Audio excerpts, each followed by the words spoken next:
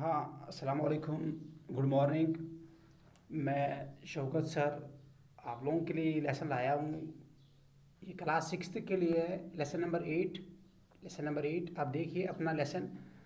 The lesson name is the first empire Mauryas. Lesson का नाम जो है वो है फर्स्ट अंपायर मोरियाज। तो ये फर्स्ट अंपायर मोरियाज वगैरह क्या है, इस सब को हम सीखेंगे इस लेसन में। तो ये सारा इस वीडियो में कवर तो नहीं हो जाएगा, जितना भी हो जाएगा मैं कोशिश कर रहा हूँ इस सारे पेज को हम पहले पढ़ेंगे अच्छे से। तो लाइन बाय लाइन हम पढ़ेंगे, अच्छे से समझेंगे, मीनिंग हर एक वर्ड की मीनिंग हम जानेंगे।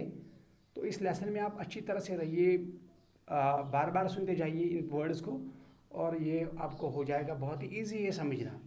तो लिखा है पहले ऊपर फर्स्ट अंपायर। अब आपको पहले देखना है कि अंपायर का मतलब क्या होता है। देखिए एम्पायर, मैं लिख रहा हूँ AEMPIRE, एम्पायर। आप सोचते होंगे शायद ये फर्स्ट एम्पायर का मतलब जो क्रिकेट में होता है अंपायर, जो नो बॉल वगैरह आउट देता है वगैरह।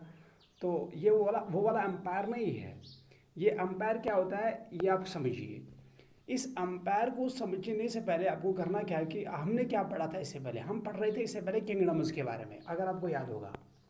हम पढ़ रहे थे इससे पहले किंगडम्स के बारे में। किंगडम्स क्या होते थे? किंगडम्स होते थे हिंदुस्तान में। हिंदुस्तान तो बड़ा बड़ा तो एक बड़ा मुल्क है। अब हिंदुस्तान में क्या होता था कि एक इलाके पे एक राज करता था, दूसरे इलाके में दूसरा राज करता था, तीसरे में तीसरा राज करता था।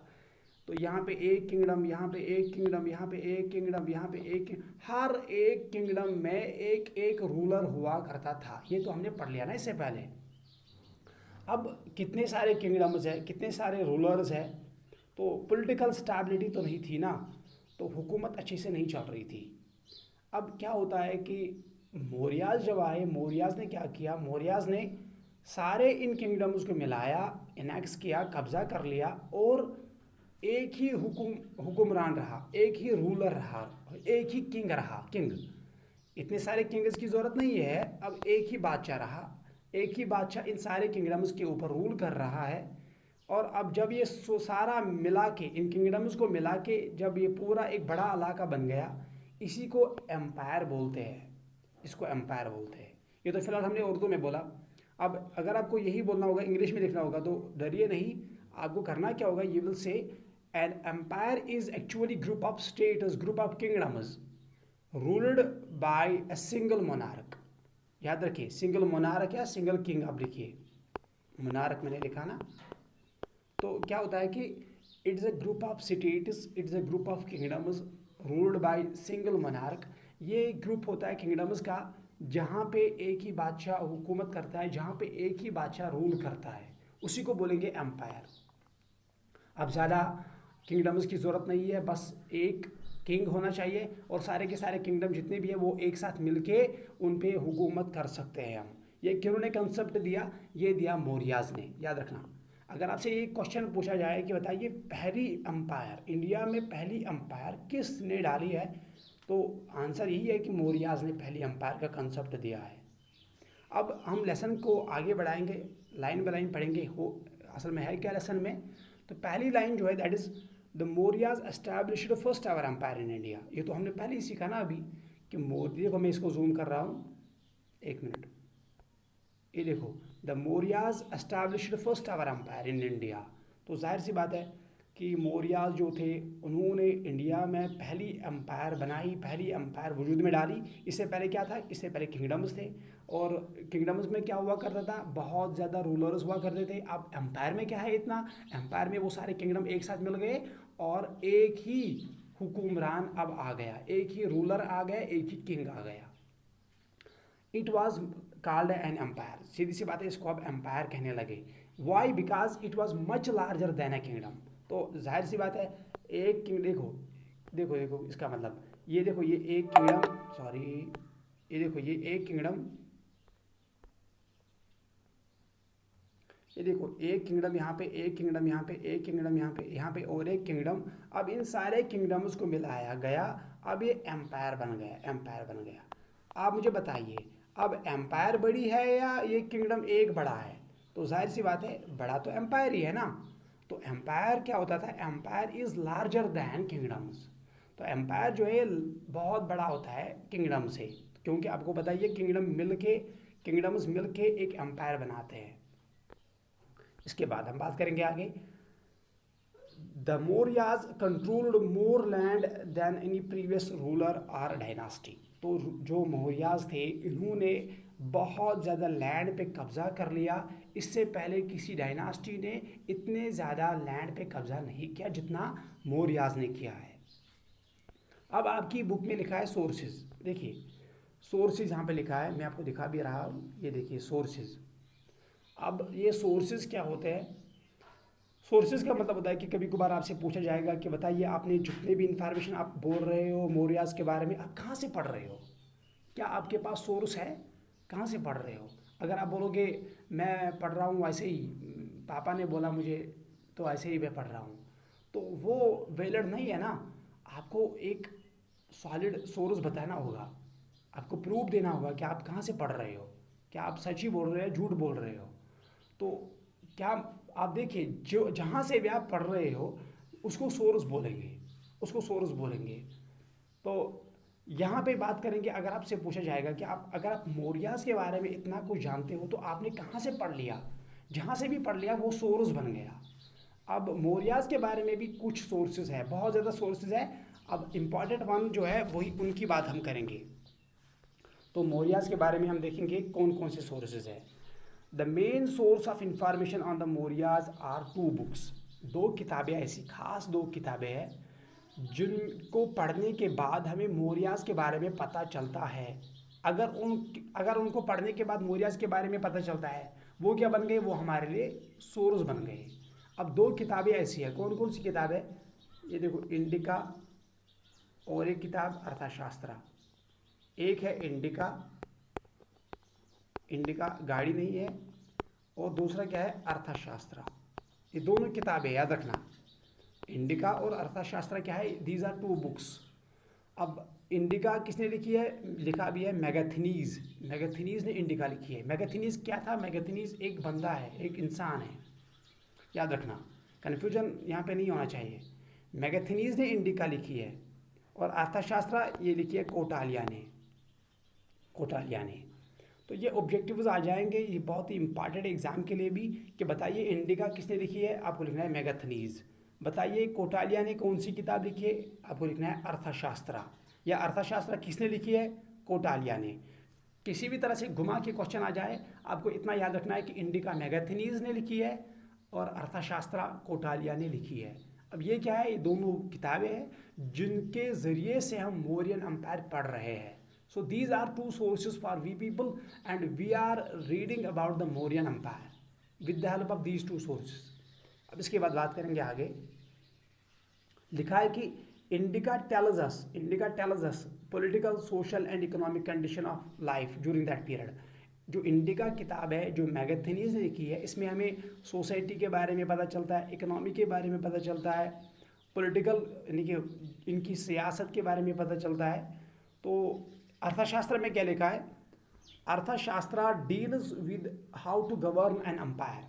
अब अर्थशास्त्र में एडमिनिस्ट्रेशन के बारे में लिखा है, गवर्न का मतलब एडमिनिस्ट्रेशन के बारे में लिखा है अर्थशास्त्र में।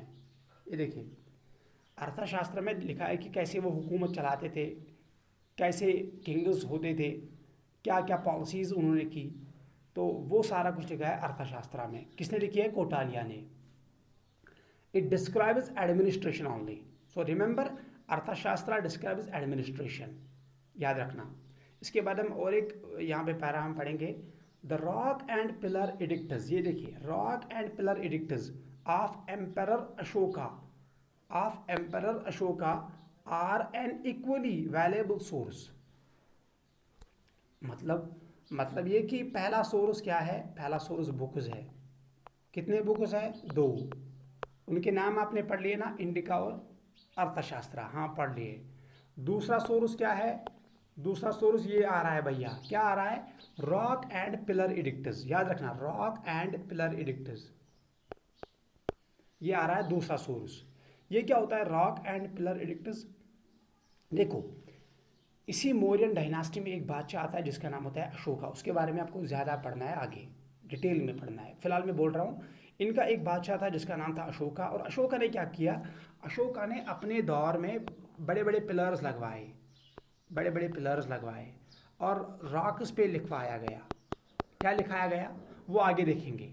तो जब रॉक्स पे लिखा गया, पिलर्स पे लिखा गया, लोगों ने आगे पढ़ा, तो पढ़ने के बाद पता चला मौर्यन एम्पायर के बारे में, क्योंकि मौर्याज नहीं लिखा ना, अशोका ने लिखा ना। तो जब भी लिखा तो हमें फ़ायदा मिला उनके बारे में, हमने पढ़ा और हमने उनके बारे में जान लिया।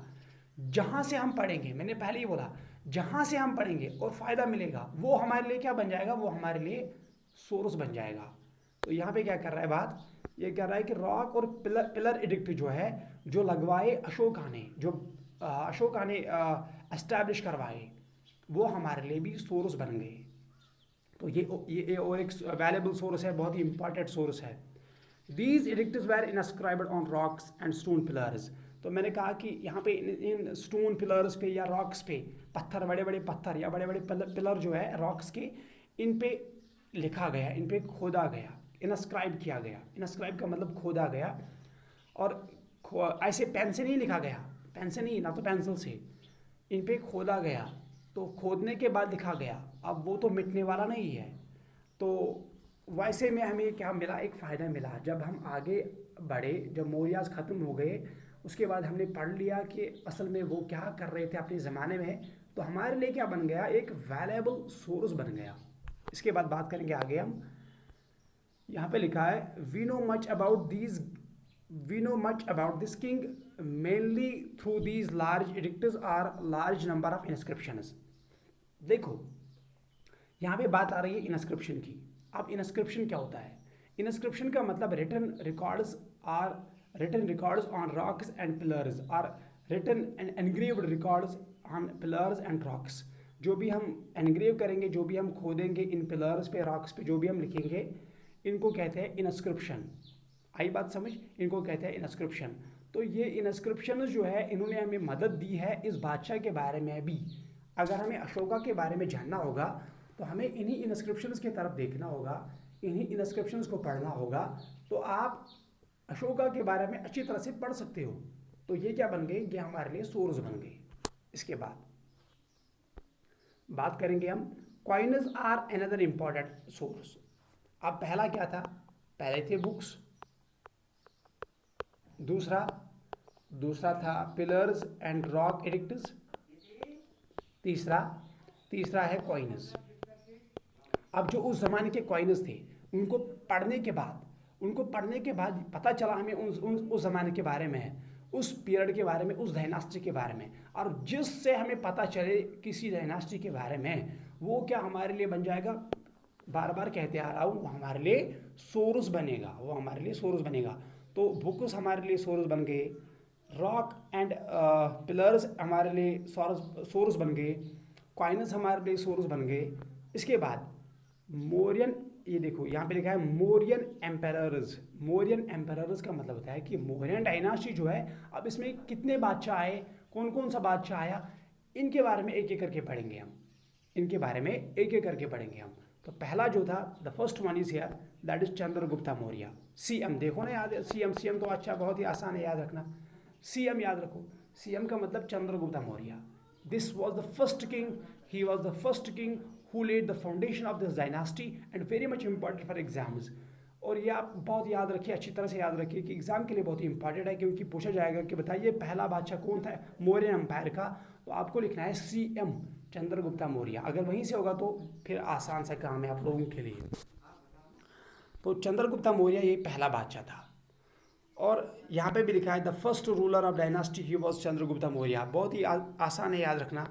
Then after that he overthrew Nanda dynasty. देखो इसने एक डायनास्टी को नीचे गिरा दिया, that dynasty was Nanda dynasty को नीचे गिरा दिया। उसके बाद खुद आया, एनेक्स कर लिया, किंगडम उसको एनेक्स कर लिया, एम्पायर लाई और कब्जा कर लिया हिंदुस्तान पे। He was supported by his minister. देखो इसके साथ एक मिनिस्टर था जिसने इसको बहुत ज़्यादा सपोर्ट किया। वो मिनिस्टर कौन सा था? That was wait for minute, sorry, that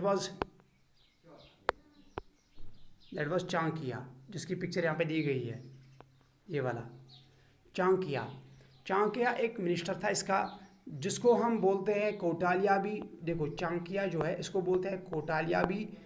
इसी को और एक नाम से पुकारा जाता है, दैट इज़ विष्णुगुप्ता। ये देखिए विष्णुगुप्ता, चाहे चाहे आप बोलो चाणक्य, चाहे बोलो कौटिल्य, चाहे बोलो विष्णुगुप्ता, एक ही नाम।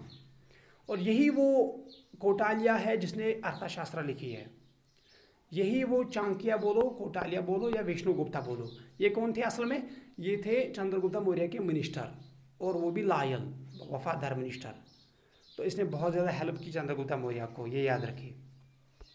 इसके बाद आगे बढ़ेंगे हम। यहाँ पे लिखा है चंद्रगुप्ता फर्स्ट, ये देखो, चंद्रगुप्ता फर्स्ट कॉन्क्यूर्ड मगधा। तो चंद्रगुप्ता ने पहले क्या किया, इसने पहले कब्जा कर लिया मगधा पे, मगधा पे पहले कब्जा कर लिया। उसके बाद क्या किया, उसके बाद पहले भी इसको रब करने जा रहा हूँ। उसके बाद क्या किया इसने, नेक्स्ट ही डिफीटेड सेल्यूकस निकेटर, एक जनरल था, अलेक्जेंडर का एक जनरल था। अलेक्जेंडर कौन थे? ग्रीक के बादशाह थे, ग्रीस जो है कंट्री, उसके बादशाह थे अलेक्जेंडर। और उन्हीं का एक जनरल होता था निकेटर, यहाँ पे देखो निकेटर, उनको भी हराया। मगधा पे कब्जा कर लिया चंद्रगुप्ता मौर्य ने, और ग्रीस के किंग का जो जनरल होता है निकेटर, उसको भी हराया। इतना तो याद रहा ना आप लोगों को। इसके बाद याद रखिए चंद्रगुप्ता मौर्य जो है, इसने हिंदुस्तान के, एक मिनट, इसने हिंदुस्तान के नॉर्थ पे, ये देखो ये हिंदुस्तान का नॉर्थ है, इतना तो मैंने बनाया यार। ये हिंदुस्तान का नॉर्थ जो है, ये वाला पूरा, इस पे कब्जा कर लिया, पूरे के पूरे, पूरा कब्जा कर लिया हिंदुस्तान के नॉर्थ पे। किसने? चंद्रगुप्ता मौर्य ने हिंदुस्तान के नॉर्दर्न साइड पे कब्जा कर लिया, और वो भी स्ट्रांग वे में, अच्छी तरह से। तो लिखा भी है कि he tried to strengthen his control over other parts of the northern India, और ये बाकी पार्ट्स की ओर भी बढ़ने लगा। चाहे तो ये कंट्रोल करना चाहता था पूरे हिंदुस्तान के ऊपर, लेकिन नहीं कर पाया। नॉर्दर्न इंडिया को लगभग इसने कंट्रोल में लाया। इसके बाद हमें पढ़ना है और एक बादशाह जो है, दैट इज़ बिंदुसारा। इसके बारे में हमें पढ़ना है, बिंदुसारा कौन थे। तो पहले याद रखिए, पहले कौन आया था? सीएम चंद्रगुप्ता मौर्य। इसके बाद इसका बेटा आता है, इसका सन आता है, उसका नाम क्या होता है? बिंदुसारा। अब बिंदुसारा के बारे में एक बात तो जान गए हम, क्या? कि ये बेटा था किसका? ये बेटा था चंद्रगुप्ता मौर्य का। इतना तो बात। और क्या हमें जान लिया? ये जान लिया कि बिंदुसारा जो थे दूसरा बादशाह थे, किसके? मौर्यन डायनास्टी के दूसरे बादशाह थे। तो अब ये बिंदुसारा जो है, इसके बारे में हम कल पढ़ेंगे, क्योंकि टाइम इतना भी नहीं है, तो कल पढ़ेंगे इसके बारे में हम।